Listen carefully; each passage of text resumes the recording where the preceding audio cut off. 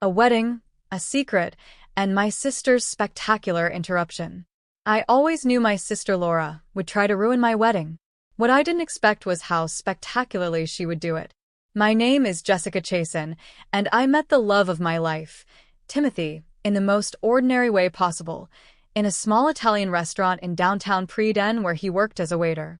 Or at least that's what everyone thought. The truth was much more interesting, but we'll get to that. When I introduced Timothy to my family for the first time, Laura's reaction was exactly what I expected: sharp criticism and that condescension she had perfected over the years. "A waiter?" she scoffed, arching a perfectly drawn eyebrow. "Really, Jessica? With your education and background, you could do so much better." That was Laura. In her world, everything was measured in status and money. She had married a hedge fund manager fresh out of college, a man whose wealth and influence she flaunted as if it were a birthright. The idea that I, her younger sister, a Columbia graduate, would voluntarily choose a man who spent his afternoons serving plates of pasta was, to her, an insult to her existence. What she didn't know, what no one knew, was that Timothy had a very good reason for working in that restaurant. He wasn't just a waiter. He was the heir to the Cuban restaurant empire, a multi-million-dollar business with branches across the country. But he wasn't the type of man who expected to sit in an office and collect checks. He believed in learning the business from the ground up, every aspect of it. He had started as a dishwasher and worked his way up to serving, insisting that he wouldn't take the reins of the company until he had experienced every part of it firsthand. We had decided to keep it a secret until after the wedding. "Let them judge us," Timothy had told me with a playful glint in his eyes. "It's more entertaining that way." And judge us they did, especially Laura. The morning of my wedding dawned clear and sunny. The small church we had chosen was perfect, intimate, elegant, nothing like the over-the-top spectacle Laura had staged for her own wedding years ago. I was in the bridal suite while my mom adjusted my veil when Laura burst in like a hurricane on designer heels. "You can't marry him," she blurted out, planting herself in the doorway as if she were about to stage an intervention. She was still wearing her expensive dress, as if it were armor. Her face was a mixture of desperation and anger. I sighed, already exhausted. "Laura, don't start. You don't even know what people are saying," she insisted, raising her voice. "That you've lost your mind, that you're ruining your life for a simple waiter." My mother, fed up with Laura's drama over the past few months, finally had enough. "The only one saying that is you, Laura," she said firmly. Laura looked at her exasperatedly. "But Mom, he's only after her money. He's using her." I couldn't help but let out a short laugh. If only she knew. I could have shut her down right then and there. I could have told her that Timothy had more money than her beloved hedge fund husband, that his family's business generated income that would make her head spin. But I didn't, because I didn't need to. Timothy loved me, and I loved him. In a few hours, nothing Laura said would matter. The wedding drama, however, no one would ever forget. I couldn't help but laugh at the idea of Timothy being after my money when my modest teacher's salary was nothing compared to his hidden billions. It was almost comical. But Laura didn't take my laughter as amusement. She saw it as a challenge. "Fine," she snapped, digging her perfectly manicured nails into her designer handbag. "Ruin your life. But don't come crying to me when you end up living in a tiny apartment above a restaurant." Oh, if only she knew. Tim and I had already chosen a penthouse with floor-to-ceiling windows and a view of the city skyline. Our honeymoon awaited us on a private island with white sand beaches and a villa worthy of any millionaire's dream. But I bit my tongue. We had made a deal. The truth would come out in due time, and that moment was closer than Laura imagined. A wedding to remember. The ceremony began spectacularly. Timothy stood at the altar looking incredibly handsome in his tailored suit, which Laura surely assumed was a cheap rental. Our closest friends and family filled the pews, though my side was noticeably less populated thanks to Laura's tireless campaign to convince them that my wedding wasn't worth attending. And then came the moment that would be remembered for years. If anyone knows any reason why these two should not be joined in holy matrimony, let them speak now or forever hold their peace. The sound of a chair scraping against the floor interrupted the moment. A collective gasp went through the church. Laura stood up. "This is ridiculous," she yelled, her voice echoing throughout the church like a war cry. "Jessica, you're making a huge mistake. You're better than this. You're marrying a waiter, for God's sake. How pathetic can you be?" Silence. My heart didn't race, my hands didn't tremble. I simply looked at Timothy, who gave my fingers a reassuring squeeze. I saw the corner of his mouth twitch into an amused smile. "Should we tell her?" he whispered. I shook my head slightly. Not yet. Laura wasn't finished. Furious, she walked with determined steps towards the altar, her expensive heels clicking against the stone floor as if she were a judge delivering a sentence. "Everyone here knows this is a joke," she continued. "Jessica, you were supposed to be the smart one, the successful one, and look at you now, throwing it all away for a simple waiter." "Laura," the priest warned from the front, his voice strained with embarrassment. She ignored him. "When this all blows up in your face, don't expect me to have any pity for you," she snapped, staring at me as if she could make me change my mind with sheer will. "You've made your choice. Now live with it, though I'm sure it'll be in a cheap bed." With that last statement, she turned on her heels and stormed out of the church, her designer dress billowing behind her. For an instant, all that was left was stunned silence. Then the minister cleared his throat awkwardly. "Shall we continue?" I looked at Timothy. I saw love and amusement shining in his eyes. I smiled. "Yes," I said firmly. "Let's continue." And we did. The rest of the ceremony was perfect, even better thanks to Laura's absence. As we exchanged rings, I couldn't help but think about what was coming next. Act 2, the big reveal. The reception was to be held at one of Timothy's family's most exclusive restaurants, a place that had mysteriously been closed to the public that day. Laura had no idea that her scandalous tantrum was about to backfire on her in the most spectacular way possible. I couldn't wait to see her face when she realized how wrong she had been about everything.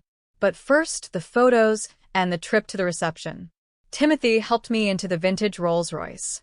It wasn't rented, as Laura would assume, but part of his personal collection. As our guests showered us with rice and cheers, Timothy leaned towards me, his lips brushing my ear. "Ready for Act 2?" he murmured, his voice full of anticipation. I smiled. "Oh, I've been waiting for this part all day." I couldn't stop thinking about the scene that was about to unfold at the reception.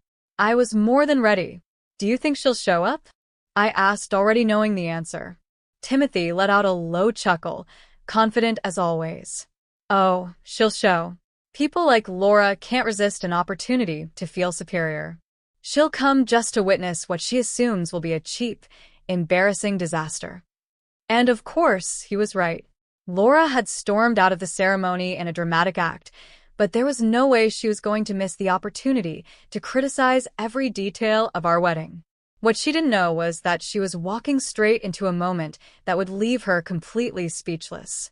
As we drove to the reception, I reflected on how perfectly everything had unfolded. Her outburst, though annoying, would only make what was to come even sweeter.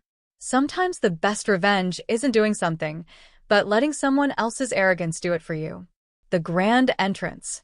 Before us stood the Cuban, the flagship restaurant of Timothy's family, a true gastronomic empire in all its glory. The elegant facade, the prime location, the absolute exclusivity. This wasn't just any restaurant. Celebrities, diplomats, and billionaires dined here. And today, it would be the setting for a wedding reception that would change the dynamics of my family forever. Timothy squeezed my hand as we reached the entrance. "Here we go," he said, getting out of the vintage Rolls-Royce before turning around to help me out. "Ready to show your sister who to humiliate in front of everyone?" he asked with a half smile. I smoothed my dress and took his arm. My pulse was steady. "Let's give her a show she'll never forget." The enormous doors of the Cuban swung open, revealing an interior that overflowed with luxury. The warm lights of crystal chandeliers shimmered on polished marble. Hand-painted murals adorned the imposing walls, depicting old-world scenes. White-gloved waiters moved elegantly among the guests, offering glasses of champagne from a brand so exclusive that each bottle cost more than many assumed Timothy earned in a month. A collective gasp went through our guests. There must be a mistake, I heard someone whisper. How could they afford this place? And just as we expected, Laura appeared. She arrived late, of course, as always.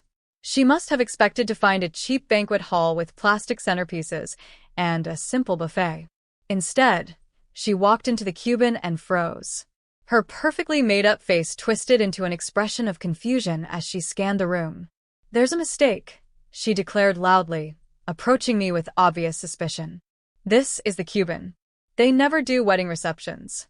Timothy appeared at my side, his expression serene, but his eyes twinkled with amusement.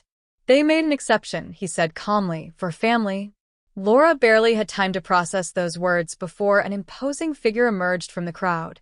Mark Cuban, the patriarch of the Cuban gastronomic empire, a legend in the industry, a man so reserved that seeing him in public was almost impossible. And yet, there he was, walking directly towards us. Laura's eyes widened as the elderly man reached Timothy and embraced him warmly. "Ah, my grandson," Mark said, his voice full of pride. "Finally married his beautiful Jessica." Silence. Absolute silence. Laura's champagne glass slipped from her fingers and shattered against the marble floor. "Grandson." Her voice was barely a whisper. Mark turned to her, his sharp eyes analyzing her with precision. You must be the sister who made such a scene at the church," he said with a cordial tone, but with an unmistakable edge. "Tell me, what was it you called my grandson?" He paused, pretending to remember. Yes, a waiter." Laura went pale. She opened her mouth but couldn't say anything. The realization hit her like a speeding train. Timothy wasn't just a waiter. He was the heir to one of the most powerful restaurant empires in the country. The Cuban group owned hundreds of luxury restaurants around the world, in addition to five-star hotels, vineyards, and exclusive real estate. And she had just publicly humiliated herself in front of all that elite. I stood still, watching the show, no need to intervene. Because at that moment, Laura finally understood how wrong she had been, and there was no sweeter victory than that. I didn't know," Laura stammered, her face pale. Mark raised an eyebrow and spoke calmly. "Perhaps next time you'll remember that true class isn't about what someone does for a living, but how they treat others." Timothy squeezed my hand as Laura stood frozen in shame. Around us, the guests began to whisper among themselves as they put the pieces together. The simple wedding ceremony followed by this lavish reception, the supposed waiter, who was actually the heir to a gastronomic empire. Finally, Laura found her voice. "Why didn't you tell me?" she demanded, a mixture of anger and disbelief. "You let me believe, you let me make a fool of myself." I looked her straight in the eye. My voice was quiet but firm. Would it have mattered? Would you have treated Timothy differently if you had known who he really was? She didn't answer. "That's exactly why we didn't tell anyone," I continued. "We wanted to know who our true friends were." Laura's face twisted with frustration. "But I'm your sister." "You acted like it," I said, without giving an inch. "Which makes your attitude even worse. You couldn't even be happy for me unless you approved of my choices, based on social status." Mark cleared his throat. "If you want to leave, no one will stop you," he said calmly. "You've put on enough of a show for today." Laura's face burned with shame. She looked around and saw everyone present watching her. The same people who witnessed her dramatic outburst at the church were now watching her humiliation unfold. She lowered her gaze. "I should go," she murmured. Then, to everyone's surprise, Timothy spoke. "Stay," he said. "Stay and enjoy the reception," he said sincerely. "Take it as an opportunity to start over, to see people for who they are, not for what they have or what they do." I looked at my husband with pride. Even after everything Laura had done, he still showed more kindness and grace than she ever had. Laura hesitated. She looked at the broken glass at her feet and then slowly nodded. I'd like that. And I owe you both an apology." "Yes, you do," Mark interjected with a small smile. but perhaps you can wait until after the first dance. I think my grandson and his wife have waited long enough to celebrate properly. Timothy took my hand and led me to the dance floor. As we moved together under the glittering chandeliers, I glanced to the side. There stood Laura alone. She didn't look upset, but rather thoughtful, probably calculating how many apologies it would take before she could boast about her new connection to the Cuban family. Timothy leaned in, his warm breath brushing my ear. She'll never really change, will she? I didn't disagree. I nodded with a smile. But maybe next time she'll think twice before judging someone by their job. The reception continued like something out of a fairy tale. Dish after dish of Cuban specialties was served, accompanied by wine from the family's private reserve. The guests were fascinated as Mark began to tell stories about how Timothy had worked his way up from the bottom. He didn't want special treatment, Mark explained. Most rich kids want to skip everything and go straight to the corporate office. But not my grandson. He wanted to earn his place. I squeezed Timothy's hand under the table, feeling a surge of love and pride. He had never needed a title or a fortune to prove his worth. And now neither did I. I watched Laura out of the corner of my eye as she finally understood how wrong she'd been. The waiter she had so readily dismissed had more work ethic and humility than her hedge fund magnate husband. As the night wore on, I noticed Laura trying to approach us several times, probably to apologize or do some sort of damage control. But each time, someone else would step in, a guest who wanted to share a story, congratulate us, or simply enjoy the celebration. Laura's social punishment would last a little longer. After all, she had spent months making me feel insignificant. A few hours of humility wouldn't hurt her. And frankly, we had more important things to think about, like the honeymoon villa that awaited us on the Cuban family's private island. But that would be a surprise for another day. For now, all that mattered was dancing with my husband, surrounded by people who loved us for who we were, not for what we owned. And if my sister learned something from all of this, well, that was just the icing on the cake. A very expensive cake. 1 year later, our life found a new rhythm. Timothy and I moved into our penthouse overlooking Pre-Den Harbor.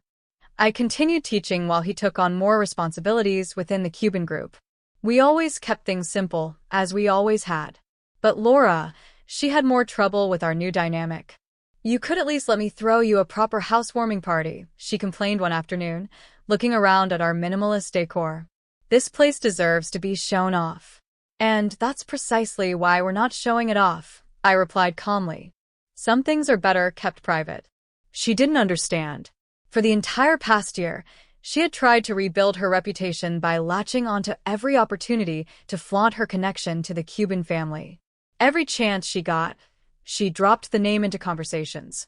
Her social media was filled with posts about incredible restaurants and family dinners. My sister and her husband at the Cuban. Timothy found it amusing. At least she's promoting the business, he'd laugh, shrugging. I, on the other hand, knew that Laura hadn't changed. But everything changed when her perfect world came crashing down. Her hedge fund magnate husband was caught in a massive scandal. Fraud, insider trading. Overnight, the fortune she had bragged about so much vanished.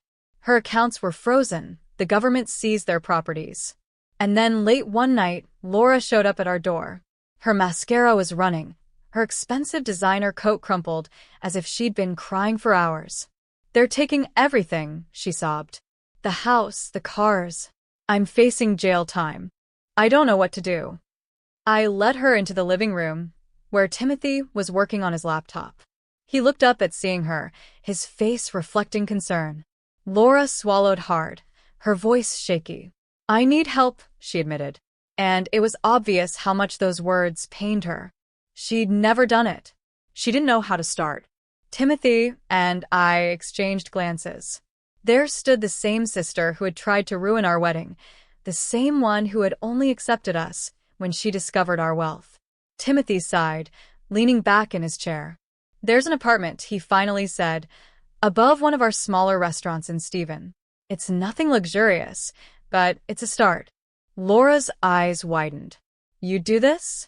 After how I treated you? Timothy nodded. On one condition. What? She asked cautiously. A lesson in hard work. I looked at Laura and spoke firmly. You'll work at the restaurant. You'll learn the business from the ground up just like Timothy did. You'll be a waitress. Her eyes widened in horror. Timothy nodded. Among other things. Wash dishes, bus tables, learn to cook. You need to understand what it really means to earn a living. Laura was silent for a long moment. I could see her struggling with her pride, with the idea of doing the kind of work she'd always looked down on. Finally, she let out a shaky sigh and nodded. Okay, I'll do it. But will you help me? Show me how. That was the moment I knew my sister could really change. 7 months of transformation. The following months were hard. Laura moved into the small apartment, trading her designer clothes for work uniforms and comfortable shoes. She cried the first time she had to clean a bathroom. She broke dishes on her first night as a waitress. She burned herself twice learning to cook. But she didn't quit. I saw her transform, little by little. From someone who looked down on service workers, she became someone who defended them. She started leaving bigger tips when she ate out. She called out rude customers who mistreated staff. She finally understood the value of the hard work behind a job she had once despised. 7 months into her new life, I went to visit her at the restaurant. She was in the kitchen, organizing orders with efficiency. Her hair was tied back, no makeup, no pretense. Just honest work. Timothy appeared beside me, watching her with a small smile. She's doing well, he said. The staff really likes her now. Do you think she's learned her lesson? I asked. Timothy let out a soft chuckle. I think she's learned several. Want to tell her the other news? I nodded, waiting until she finished her shift. The biggest surprise yet. Laura joined us at a corner table. She looked exhausted, but at the same time, more real than I had ever seen her. Timothy leaned forward. How would you feel about managing this place? Laura blinked. What? You've worked every position. You've earned the staff's respect. He took a breath. The manager of this location is moving to our new location in Milwaukee. The job is yours if you want it. Laura stared at us, clearly overwhelmed. But why? After everything. He smiled ahead gently. Because you proved us wrong. We thought you'd never change, that you'd always be the person who valued status over substance. But look at you now. Her eyes filled with tears. I was horrible to you too. I let money and status blind me to what really matters. Timothy nodded. And now? Laura took a deep breath. Then she smiled, a genuine smile. Now I finally see what really matters. She wiped her eyes and let out a shaky little laugh. Seriously, I'm proud to be a waitress now. Proud of what I've learned. Proud of what I can do. That night, as Timothy and I walked home, he squeezed my hand affectionately. Your sister finally found her way. The hard way, I smiled, but the honest way. Timothy chuckled. I think she's ready for the family reunion next month, when everyone finds out she's now managing the restaurant, one of our restaurants. I laughed, picturing Laura at the fancy reunion, probably wearing her Cuban restaurant uniform, unconcerned about the judgment of the same people who once admired her for all the wrong reasons. I think she's finally ready to be herself, no matter what anyone else thinks. And that, more than anything else, was the greatest victory. It wasn't the big reveal at our wedding. It wasn't the moment she realized she was wrong. It wasn't even watching her struggle and learn from her mistakes. The greatest victory was seeing my sister discover who she really was, beyond the designer labels and the desire to climb the social ladder. Because sometimes, the best revenge isn't proving someone wrong, it's helping them become a better person. Laura's journey from a superficial socialite to a hardworking restaurant manager was proof that people can change if they are given the right opportunity and the motivation to grow. As for Timothy and me, we continued to live simply, working hard, and always remembering that true wealth isn't measured by what you own. It's measured by who you are and how you treat others.